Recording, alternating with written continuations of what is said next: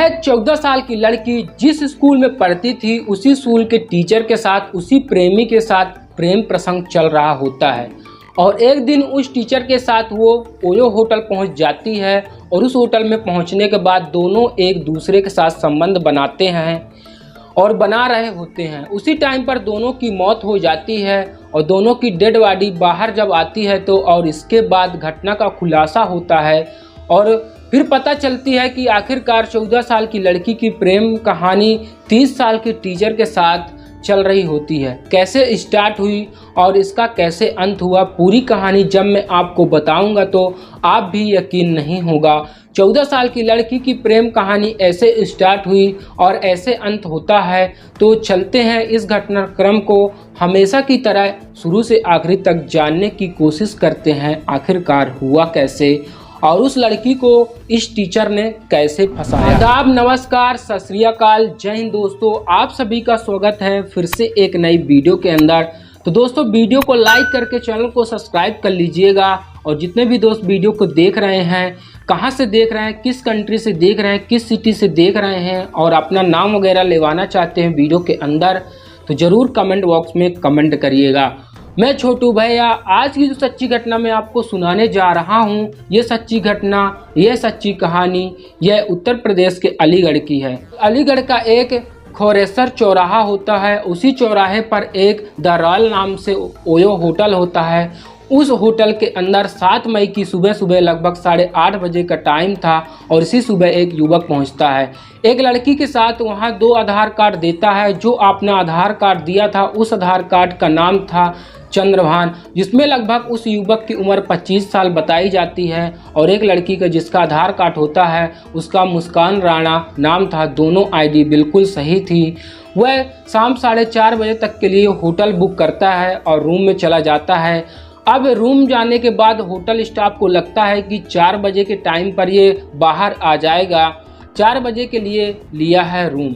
बस वक्त गुजर रहा होता है। 4 बजे के बाद जब 5 बज जाते हैं तो होटल के स्टाफ दरवाजे को खटखटाने लगते हैं और लगभग 15 मिनट तक दरवाजे को खटखटाते हैं और खटखटाने के बाद जब दरवाज़ा नहीं खुलता तो होटल स्टाफ एक दूसरी चाबी लेकर आता है और उस जो चाबी होती है उससे गेट खोला जाता है। तो सामने जो नज़ारा था उसको देखकर होटल स्टाफ की चीख निकल जाती है। चारों तरफ चीख ही चीख देखने को मिलती है और पूरा होटल स्टाफ जो होता है दौड़कर उस कमरे की ओर आता है। जो मंजर है, जो नज़ारा है देखकर सभी चौंक जाते हैं। लड़का अंडरवियर में ज़मीन पर पड़ा हुआ था और लड़की के ऊपर बेड पर मतलब आधे कपड़े नहीं थे, बेड पर पड़ी हुई थी।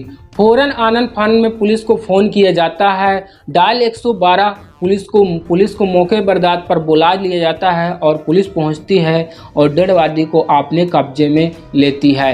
डेड बॉडी को लेने के बाद रूम की चेकअप वगैरह किया जाता है तो वहाँ पर बहुत सारी ऐसी चीज़ें पड़ी होती हैं मतलब जो संबंध बनाने से पहले यूज की जाती है। जैसे चूहे मारने वाली दवाई भी पड़ी थी। जब पुलिस देखती है तो समझ जाती है कि दोनों के मुंह से झाग वगैरह निकल रहा होता है। फ़ौरन उठाया जाता है और हॉस्पिटल भेज दिया जाता है।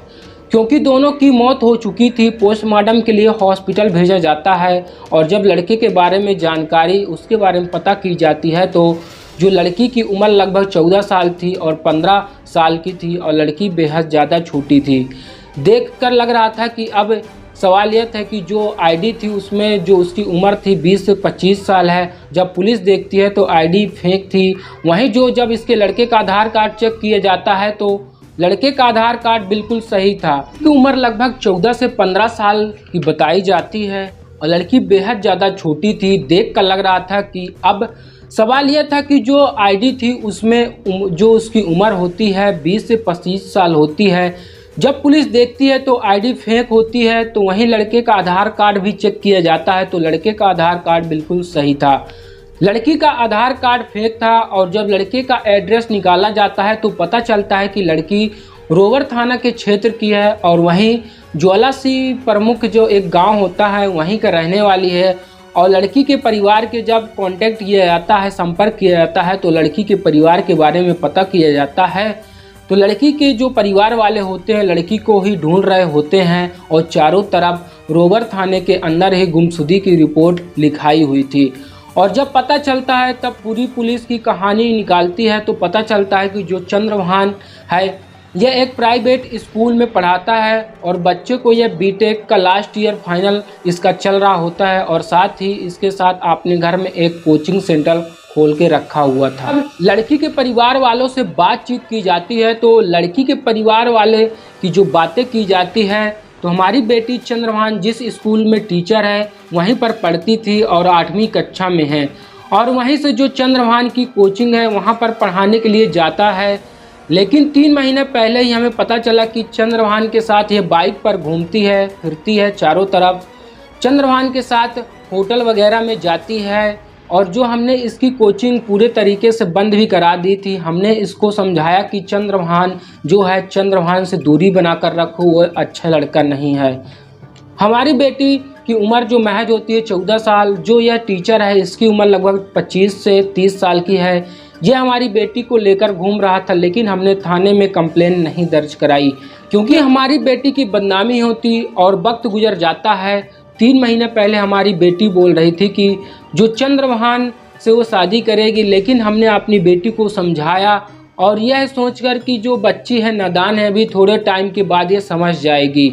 लेकिन पुलिस को भी ये पता चलती है और पता करती है कि जो चंद्रभान है, जो ये लड़की थी जो 14 साल की, ये दोनों अक्सर होटल में जाया करते थे और इसके बाद संबंध बहुत ज़्यादा गहरे बना चुके थे क्योंकि कम उम्र में ही लड़की गलत रास्ते पर पहुंच चुकी थी और चंद्रभान इससे प्यार करने लगा था, यह चंद्रभान से प्यार करने लगी थी।